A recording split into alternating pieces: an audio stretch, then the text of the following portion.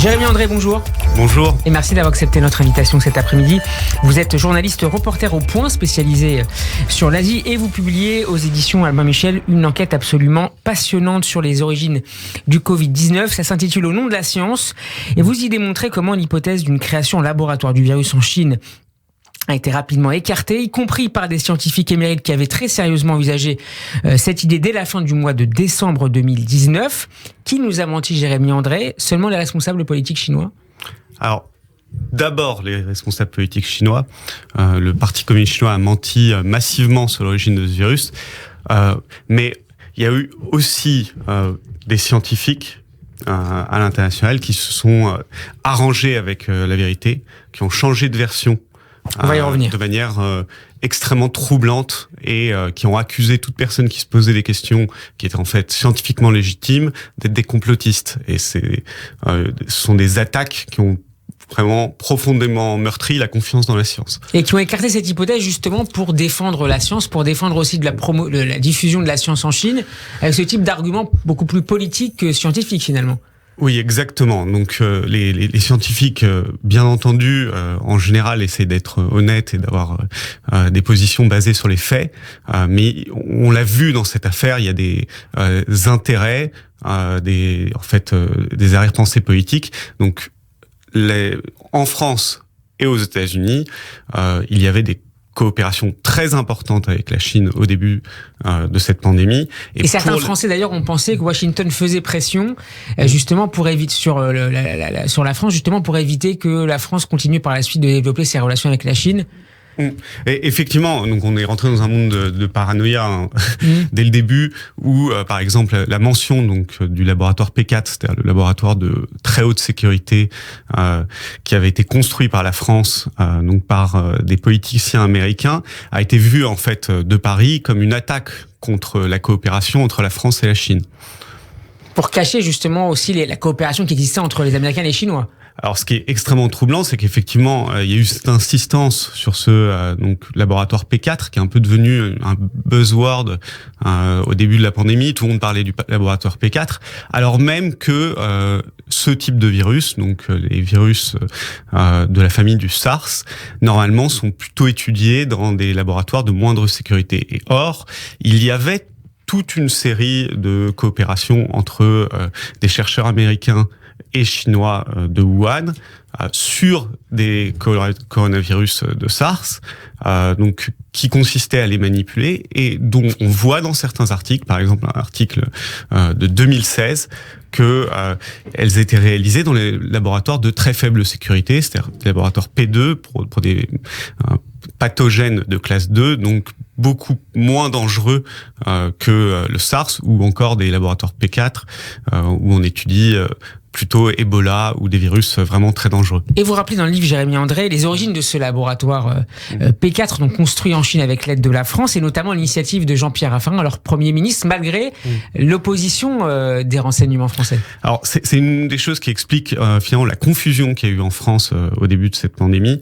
C'est pendant plus de 15 ans, il y a eu une guerre intestine donc à l'administration française entre des gens qui voulaient collaborer avec la Chine pour de bonnes raisons, pour en fait placer la France sur un marché très important, donc pharmaceutique, et sur. Notamment d'un certain Monsieur Mérieux. Mérieux, oui. Donc voilà, par exemple, l'industriel Alain Mérieux a poussé ses coopérations parce qu'il avait des relations anciennes avec la Chine. De l'autre côté, il y avait des gens qui étaient plutôt dans les administrations liées au renseignement et qui étaient très hostiles à ces coopérations, accusant en fait la Chine de potentielles dérives dans l'usage des matériels fournis, donc comme par exemple le laboratoire P4, pour de la recherche biologique militaire. Alors, on a beaucoup glosé sur les attaques furibondes de Donald Trump en avril 2020, accusant la Chine d'avoir créé le Covid-19. Le président américain qui, par ailleurs, multipliait à l'époque les conseils ridicules pour se protéger du virus. Sur quoi s'appuyait le président américain pour accuser la Chine ?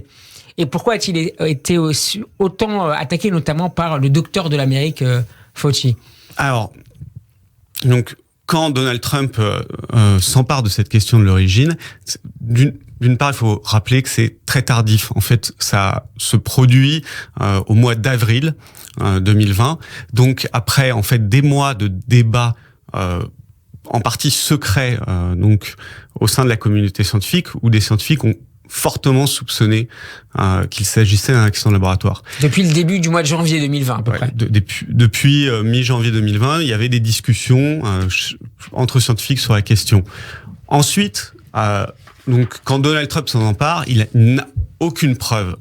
C'est vrai que ces accusations qu'il lance sont lancées sans preuve. Il affirme qu'une enquête est menée par les services de renseignement, mais en fait, on a quelques documents qui ont émergé de cette époque et on voit que les États-Unis avaient très peu de preuves à ce moment-là. Ça ne veut pas dire que cette accusation était complètement illégitime, pour deux raisons. D'une part, des scientifiques sérieux, donc comme je l'ai dit, considérait à l'époque que en fait l'apparition du virus était compatible avec une origine en laboratoire, tout simplement parce que ce virus apparaît à Wuhan, dans une ville qui est un des grands centres de recherche où il y a donc des expériences de manipulation génétique sur cette famille de virus et d'autre part qu'il n'y a aucun lien avec un réservoir naturel.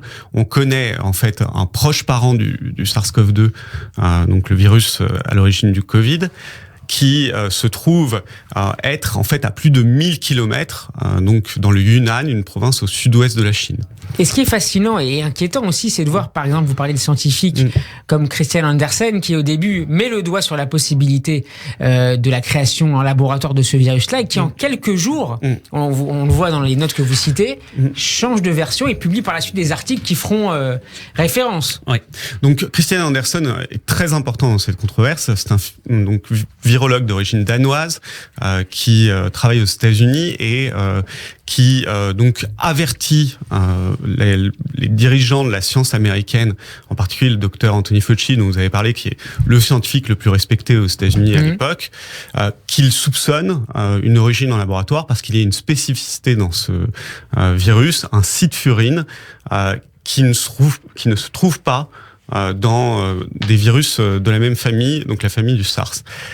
Or, il y a deux problèmes en fait dans les déclarations de Christian Andersen à l'époque.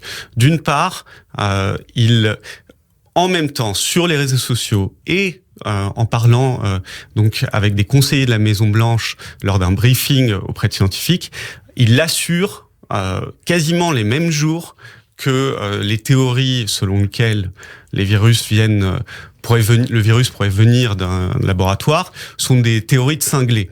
Donc il y a vraiment un double discours. Et par ailleurs, donc comme vous l'avez dit, en quelques jours, quelques semaines, il va donc publier avec 4 autres auteurs un article scientifique qui assure que tout scénario d'une origine donc en laboratoire est exclu. Et donc aujourd'hui, il y a une commission d'enquête aux États-Unis très sérieuse à la Chambre des représentants pour tenter de faire la lumière finalement sur ces doubles discours et ce changement d'opinion troublant. Jérémy André, est-ce que la Chine pourrait être sanctionnée pour avoir tardé à alerter l'OMS? Vous dites l'OMS aurait dû obtenir ces documents au bout de 24 heures à la fin du mois de décembre. Alors, il est évident que du point de vue du droit sanitaire international, la Chine a fauté. Les États-Unis ont tenté de faire ce cas publiquement au début 2020 parce que la Chine, en fait, avait des informations clés dès décembre 2019 et qu'elle a mis plusieurs jours, puis en fait plusieurs semaines pour certaines d'entre elles, à les communiquer. Parce que les informations étaient transmises à l'oral au début. Voilà, c'est transmis à l'oral, pas clair, des emails compliqués avec l'Organisation mondiale de la santé. C'est pas comme ça que ça doit se passer. Il y a un règlement sanitaire international et la Chine l'a violé. Maintenant, dans la situation géopolitique actuelle, il est impensable qu'on trouve un consensus pour sanctionner la Chine et il y aura probablement jamais de suite dans l'immédiat à cette violation. Il faut réformer le système international sanitaire pour peut-être y parvenir, mais même dans la situation de guerre froide actuelle, c'est quasiment impossible. Merci beaucoup Jérémy André d'avoir été avec nous pour ce livre Enquête absolument passionnant. C'est une lecture importante à lire au nom de la science, publié aux éditions Albin Michel. Merci à vous, bon après-midi. Merci.